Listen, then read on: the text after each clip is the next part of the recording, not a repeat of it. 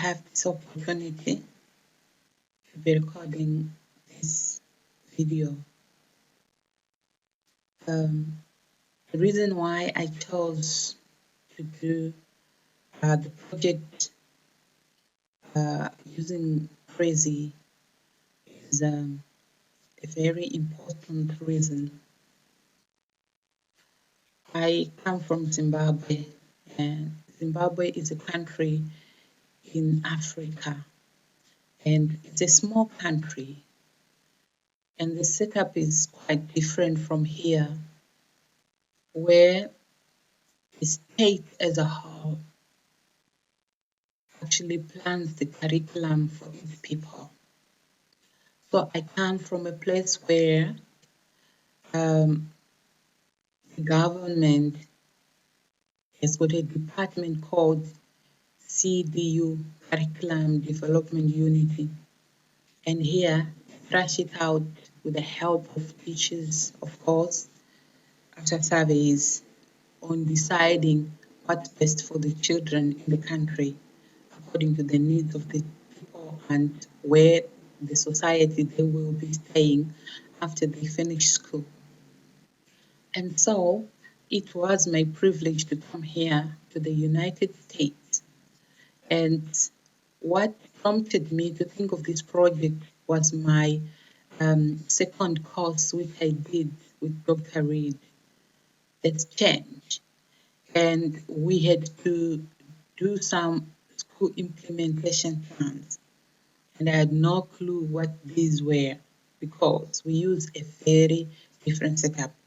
Of course, I could see that goals, objectives, and preparations would fit well with our syllabus, but I had never really done it as an individual. I feel that in Zimbabwe right now, although we have our curriculum development unity, which does the syllabus for us, there is a need for a localized syllabus. My school, Mother Patrick Convent School, is very, very new and it opened its doors in 2010. So in order for us to keep up with the education system of today, since we know that our children will not end up in Zimbabwe only, like I'm here in America now, we need also to do some things that will help us to be upmarket. And so I decided that I'll do a project that will take some of the things into the cognizance at school. For example, when I sat down, I realized that when we opened our school, many, many children came from all over the show, some from A schools. Group A schools are schools which are good, and then Group B schools are in the middle, like mission schools and church, church and organizational schools. And then we have the Group C schools, which are government schools. And here, there's not much learning going because of the economy of the country. And so, these children need a reading culture. And how are we going to introduce a reading culture to them? And so that's what made me to think about a school improvement plan that will help all children to learn. This is not only the reason why I need children to be reading. UNICEF realized that we don't have books in Zimbabwe. There's a scarcity of books among a lot of schools. Well, we are lucky because we have more schools than others because it's a convent school. So they produced which means early reading initiative, which is supposed to be taken upon by all schools. And so to bring the area together with the with our own thinking on reading and reading culture for the school, reading will be a very good implementation plan for us. Because if a child knows how to read, it may be reading school books. It may be even reading the packet of milk he buys from the shop. It might be reading road signs. It might even be reading newspapers. That child will understand what is supposed to be done. And so I thought that it's paramount importance to have reading at our school. And then the second improvement plan, which I thought might help our children, is technology. Honestly, I came here and I hardly knew a lot of things about technology. We do have computers, we have internet at school, but we are not utilizing those gadgets at all because we don't know how to do it. And so, buying more technological things at school will help our children now learn in a better way. One, e-learning and making work easy for the teachers.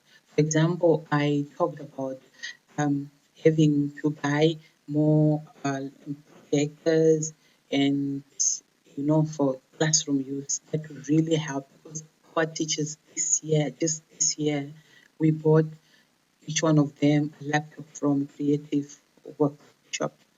And so we are hoping that they will be able to use the laptops um, together with the projectors to teach certain lessons and make teaching more interesting, and they can plan better, and they can actually keep some of the resources for next year and then just improve on them instead of writing things all over again. They will have less work. We also have the fourth thing we want to look at school because the government says there are no interviews. And so if we can increase the ECD blocks, the early childhood learning we've only two now, it will help us to take children while they're still young and we don't need to enroll many children afterwards. Maybe one or two do. Because we didn't have, we only had one class going to grade one in our school. We needed something like 30 children or more from to take in grade one and even more in other classes. So this building of infrastructure, the ECD block is to make sure that we maintain our own standards and culture. The third improvement plan I thought of, which I would want to bring to the teachers, we haven't talked about it in depth, is discipline. We've talked about discipline in many, many ways.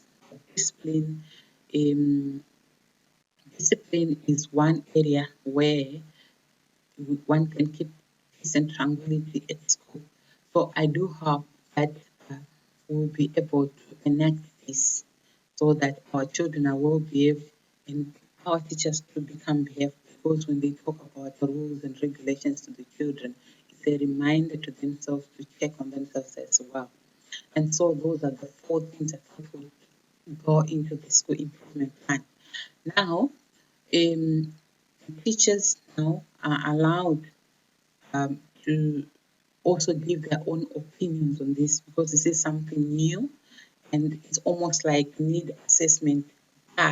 need assessment that comes with a lot of uh, thoughts by the principal. And so the teachers will sit and each one of them will give input which will add to this praising. And I hope also to teach them something about praising so that um, they can use it for presentations in their own classroom since now we have laptops and we have existing projectors and we hope to buy some more projectors.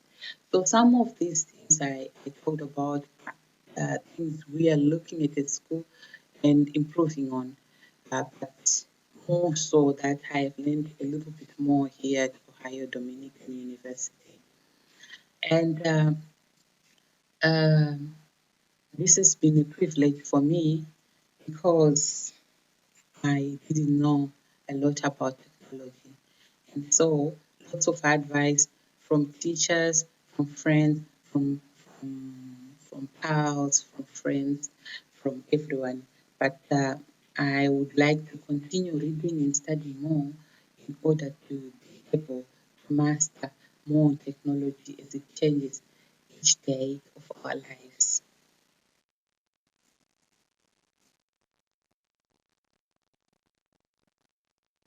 And my name is